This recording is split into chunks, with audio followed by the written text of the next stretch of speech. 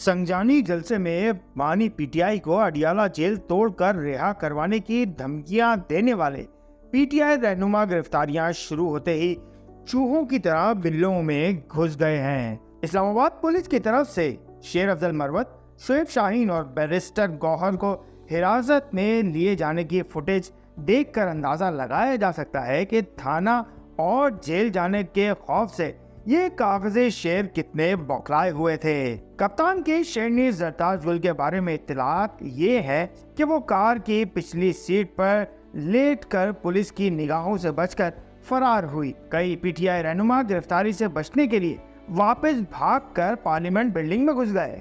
वज़ीर आला खैबर पख्तूनख्वा अली अमीन गंडापुर के बारे में इत्तलात हैं कि वो इस्लामाबाद में खैबर पख्तूनख्वा हाउस में छुपे हुए हैं और दोपहर से उनका और उनके स्टाफ के फोन बंद हैं।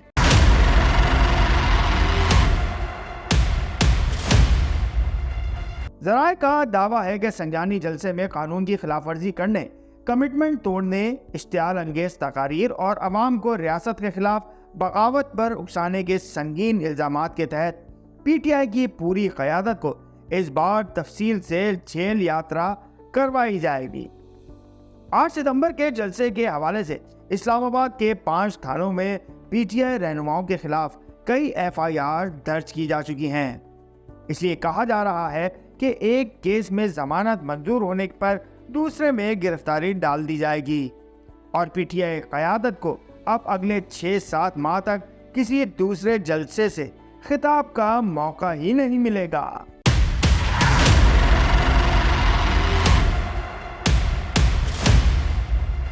ज़राए का कहना है कि कानून नाफिज करने वाले इदारों को रियासत के खिलाफ बगावत पर उकसाने समेत मुख्तलिफ संगीन मुकदमात में शुरू होने वाली मौजूदा गिरफ्तारियां अगले 72 घंटे में मुकम्मल करने का टास्क दिया गया है। इस दौरान वज़ीर आला Khyber Pakhtunkhwa Ali Amin Gandapur, opposition leader Omar Ayub, PTI पार्लियामानी party leader Zartaj Gul Wazir, PTI Punjab के सदर मियां हम्माद अजहर, पीटीआई सिंध के सदर हलीम आदिल शेख समेत 27 रहनुमाओं की गिरफ्तारी की एक इब्तिदाई फहरिस्त तैयार की गई है।